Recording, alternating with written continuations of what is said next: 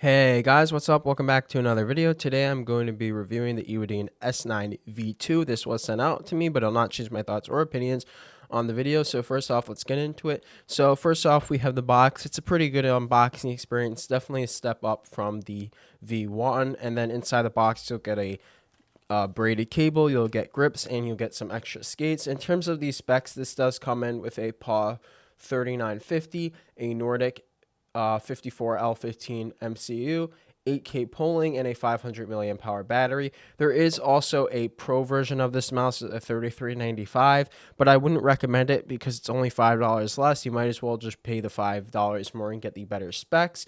In terms of the clicks, let me just give you a sound test.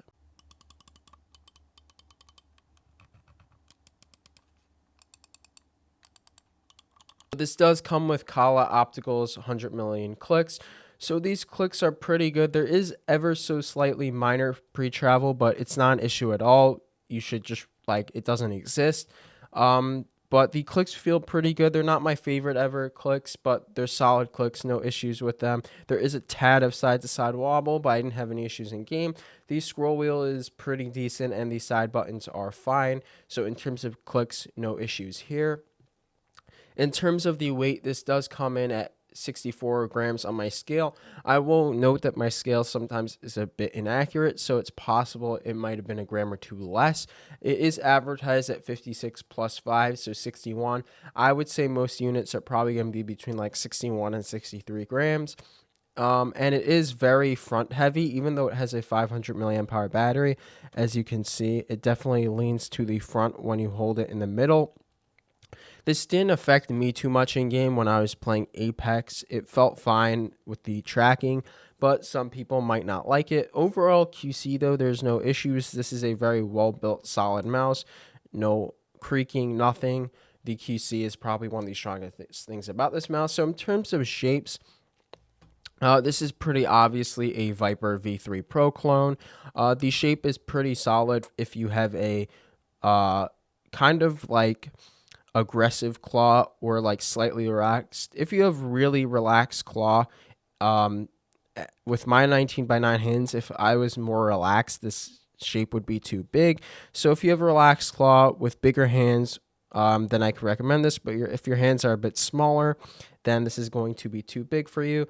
But this is a really solid shape also for palm. You can fingertip this if your hands are big enough. Like I can definitely fingertip it, but I'm going to just show you some other shapes. This is meant to be a Viper V3 Pro Mini kind of. You can see it's much smaller. So if you prefer smaller shapes, this is definitely a better shape. Like this fills up my whole hand. And then like as we have like a Viper Mini shape, you can see this mouse is really big. So this mouse is a good shape, but just letting you know, if you're used to small shapes, this is going to be too big for you. In terms of these sock skates, I did notice they were a slight improvement on the old ones, but they're still not worth using. I would still recommend picking up some dots. In terms of the coating, this coating is solid. It's like a very grippy coating. I had no issues with it. It's definitely a really solid coating. In terms of the software, Eweadn actually has a really good software. It's one of my favorite mouse softwares. It gives you a lot of information. It's really customizable.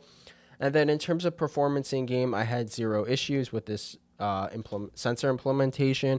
It was a really good implementation. There was no performance hiccups. It performed solidly in game.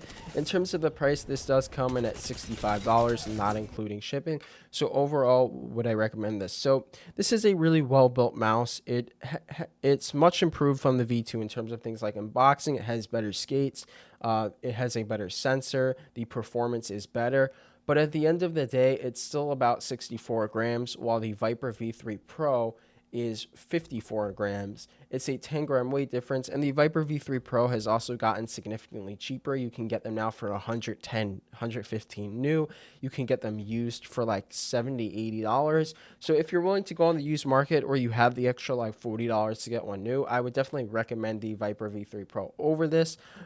But if you don't have that extra $40 to go new, or you don't want to buy used and you don't mind the extra 10 grams, then I definitely could recommend this. If weight's not an issue for you, this is a banger mouse for $65. So yeah, I'll link it below. If you're interested and you don't mind the heavy weight, definitely recommend.